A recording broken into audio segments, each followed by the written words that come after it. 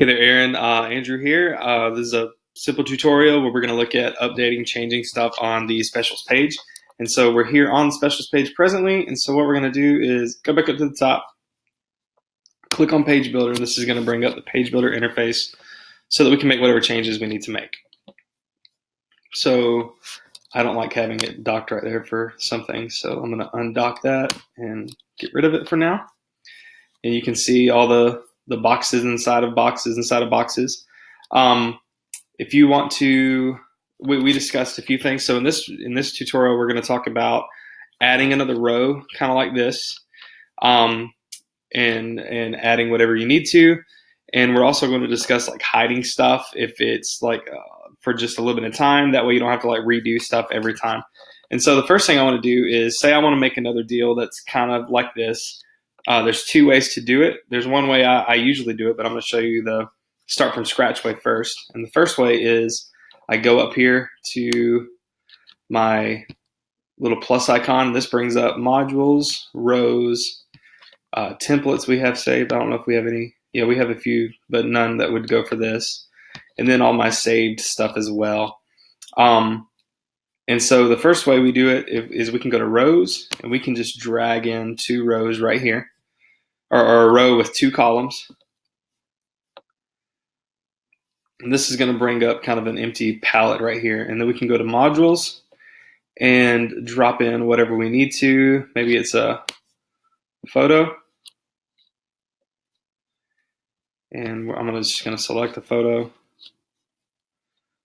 Let's just add, let's just add this lady. Select photo, save. And then maybe we want to drop in some text. And so I can drop in text here. Gobbledygook.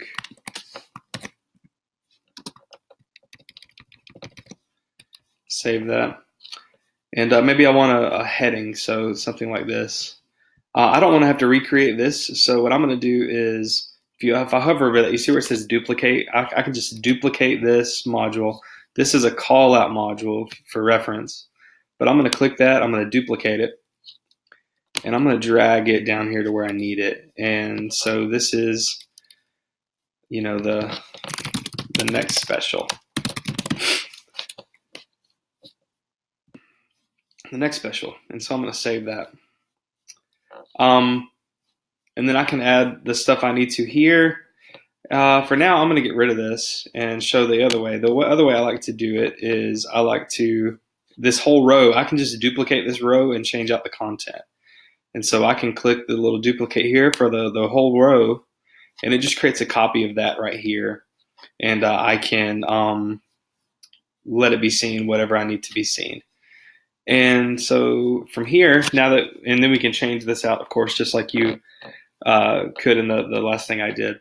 Now we want to finish with, we only want people to see it when we want it to be seen. And so what I do is I just set parameters on the visibility of a row. And that's just, I'm sorry if that sounded weird. I don't mean for it to. It's really simple. So you'll see right here that there's a little eye icon. And when I hover over it, you see, man, if it'll stay up, it says this row has visibility rules. And so what I want to do is go to the row settings. I want to go to advanced. And remember, we were working on this and we only wanted it to be seen once you finished working on it inside the page builder. And so right now, if I'm in row settings, it comes up here. I go to advanced and I have visibility. I have it set to display only for users that are logged in. So just your website visitors, they're not going to be able to see this because they're not logged into the site. You'll be able to see it when you log into the site, but nobody else will. And so the way we change this is we just go to display always. And that makes it so that any website visitor, they'll be able to see this row. There's no longer any visibility rules. And then I'm going to click save. I'm going to go ahead and delete this extra row right here. I'm going to remove it so you can do what you need to with it. You can just duplicate this one. You can add your own 2-column row, or you can play around with some of the saved elements that I have in here for you.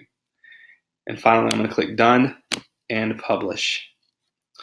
We should be good to go.